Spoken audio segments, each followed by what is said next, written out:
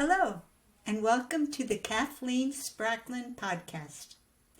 I am a woman on a mission to assemble a cadre of writers, thinkers, and teachers who are transforming the world one character at a time. And it all starts with one thing, a deep understanding of human motivation, why people do what they do, and the forces that drive them. This is episode 20, Measuring a Character Trait. It's very tempting to look at a picture like this and think that we are observing the dimensions of a character trait. If character traits are the same as virtues, then the opposite of virtue is vice. No one can deny that.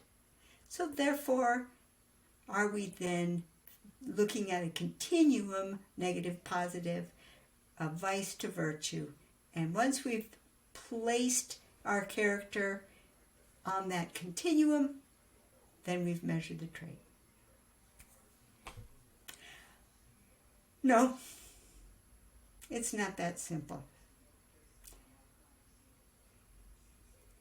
It's tempting to launch into why virtues can sometimes be thought of more as binary on-off than on a continuum.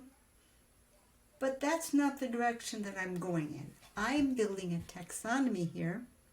And so what I want to do is I want to show you the dimensions of a character trait so that we can understand the taxonomy of character traits, because it will come out of what the aspects, the components of a character trait. And in point of fact, yesterday we took a look at the composition of a character trait. And we said that a character trait is not an atomic entity in and of itself. It's composed of three parts. A character trait can involve a struggle to do what's right or do what's wrong, the good angel, the bad angel sitting on the shoulders. And it also encompasses the state of victory, because while making the struggle you can picture yourself victorious. It also contains the state of loss, because you can sense what it would be like to lose that struggle. So when the struggle of the character trait is fully present, there are three components: victory, loss, and struggle. Does that constitute all that can be said of a character trait? Nope.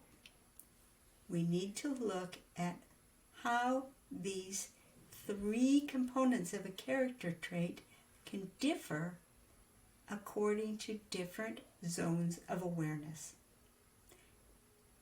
Yes, zones of awareness. I will go into that now because it might be a concept. It's a concept that should be completely logical once we get there, but it might not be immediately obvious. Zones of awareness have to do with how much is our character fully aware that they're making a struggle. A child standing by the side of his bed when he's gotten up in the morning. Make the bed or don't make the bed. Mom will be mad if I don't make the bed. Oh, I don't want to make my bed. There's the struggle.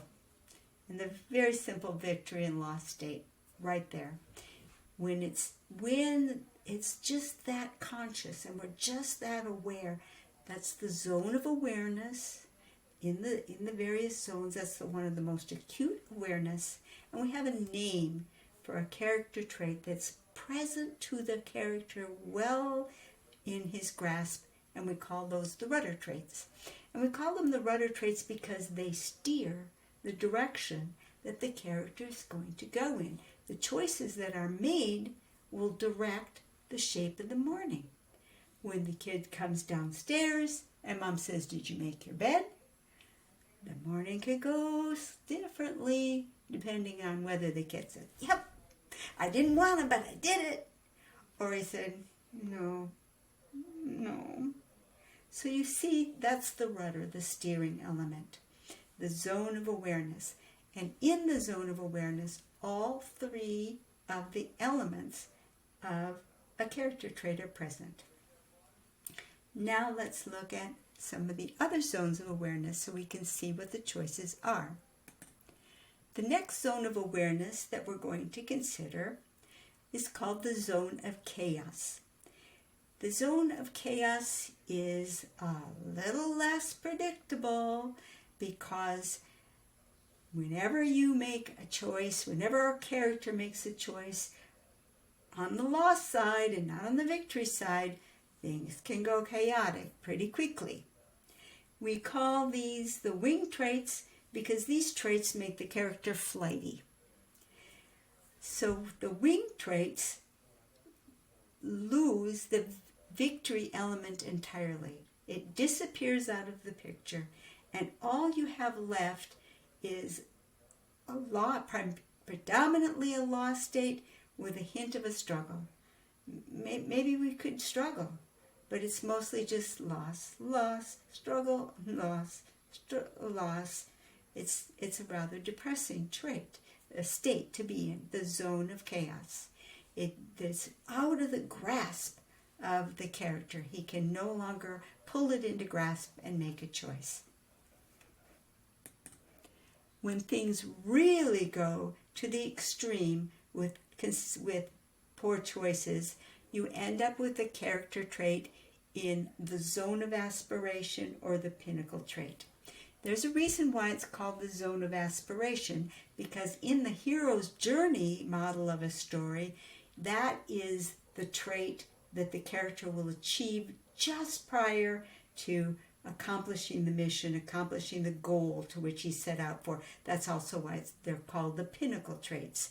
But for the normal daily life of our character, those are the character traits that are so out of the character's mind that the boy gets up in the morning and goes downstairs and doesn't even think of making his bed. Those are the traits in the zone of aspiration, the pinnacle traits. All we have is the chaotic loss. There's not even a hint of making a struggle. We can go the other way from the zone of awareness.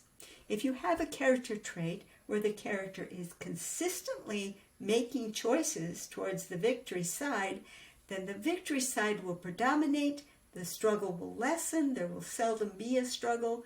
Usually it will happen, the little boy will get out of his bed and he will just generally make the bed, not even think about it, by and large. He might sometimes say, oh, I just don't want to do it today.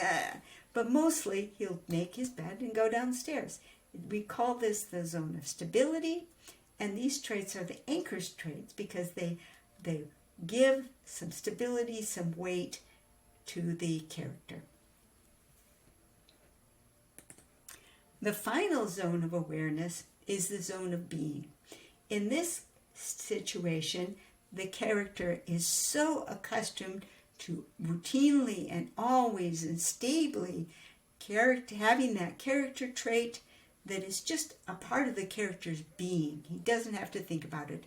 The little boy gets out of bed, he always makes his bed. He wouldn't think of not making his bed. It's just a part of his normal life. He just does it. It doesn't cause him any grief or fuss or muss. He just does it. That's just normal. So now we see a dimension, one of the dimensions of these character traits, because you have a dimensionality across the various zones. And here the zones are in a chart that summarizes what we said about the presence of the elements. Here you can see that the rudder traits, the zone of awareness, has all three elements. When you go up into the wing traits where things are getting flighty, the lost state predominates and you can maybe barely struggle for it. And when you get into the pinnacle trait area, the zone of aspiration, there's nothing left but the loss. If you go in the other direction from the struggle, you get down to where the victory state is the norm and the struggle is quite small. We call those the anchor traits. And when you get down to the bottom, you have your base traits and predominantly victory is the predominant and almost no struggle exists. So this is a taxonomy of the zones of awareness. Talk to you more about it tomorrow. Thank you. Bye-bye.